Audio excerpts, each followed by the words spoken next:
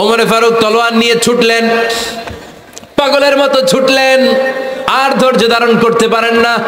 বিশ্বনবীর নূরানি চেহারাটা একবার দেখার জন্য পাগলের মতো ছুটতে আরম্ভ করলেন।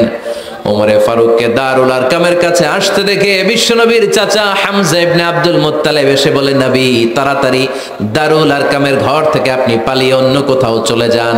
ওই যে ওমর ইবনে খাত্তাব নাঙ্গা তলোয়ার নিয়ে আপনার উপর আক্রমণ করার জন্য ছুটে আসছে গো নবী। বিশ্বনবী বললেন, ও আমার সাহাবারা, ও আমার চাচা হামজা, সবাই আপনারা সরে যান, ওমররে আসতে দেন, ওমররে বাধা দিয়েন না। কারণ কিছুদিন আগে তাহাজ্জুদের নামাজ পড়ে আমি আল্লাহর কাছে একটা বিশেষ দোয়া করেছি, আমার মন বলছে ওই দোয়াটা আল্লাহ কবুল করতে শুরু করেছে। ওমরে ফারুক চলে আসলেন, এসে কোনো কথা নাই, চিৎকার দিয়ে বললেন, আশহাদু আল্লা ইলাহা ইল্লাল্লাহ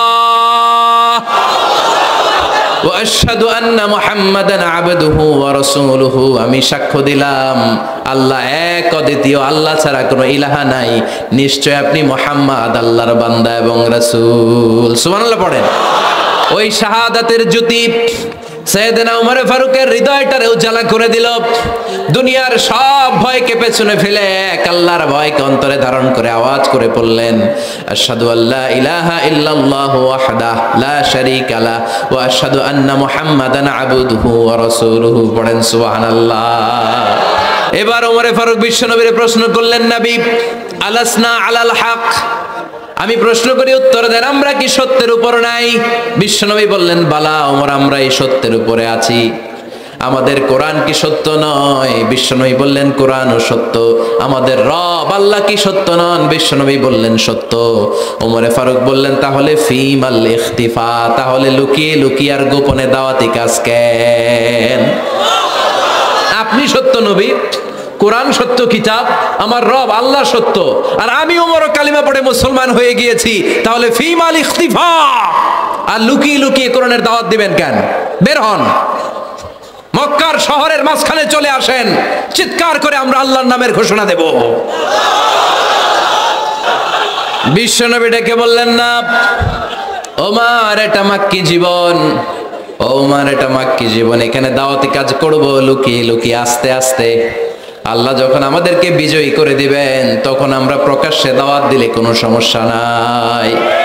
সাইয়েদনা ওমর ফারুক বলেন, না ও নবী, আমার উপর ছেড়ে দেন, আমি দেখব আপনি আমারে শুধু মক্কার জমিনে একটা মিছিল দেওয়ার অনুমতি দেন। কিসের অনুমতি? আল্লাহর নামের তাকবীর দেওয়ার অনুমতি দেন। বিশ্বনবী বললেন, ঠিক আছে, সাবধানে তাকবীর দিও। ওমর ফারুক সামনে দাঁড়িয়ে বললেন, মান আরাদা আন তাসকুলা উম্মু ইয়াতামা ওয়ালাদু তারমিলা যাওজাতুহু ফালিয়াসুদ্দানি। কে আছো? মান আরাদা আন তাসকুলা উম্মু, কে আছো মায়ের বুক খালি করতে চাও?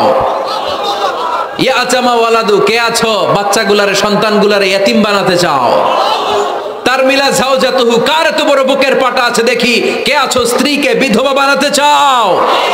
বুকের পাটা থাকলে আমি ওমরে থামাও, যদি সাহস থাকে আমি ওমরের মিছিল থামাও। ওমর ফারুক শুরু করলেন, আল্লাহু আকবার, আল্লাহু আকবার, আল্লাহু আকবার। স্লোগান দিতে দিতে সাইয়েদনা ওমর ফারুক কাবার গিলাফ যে স্পর্শ করলেন, ওমর ফারুকের এই স্লোগান কেউ থামাতে পারে নাই। কিয়ামত পর্যন্ত এই আল্লাহর নামের স্লোগান কেউ থামাতে পারবে না। চিল্লায় বলো ঠিক কিনা?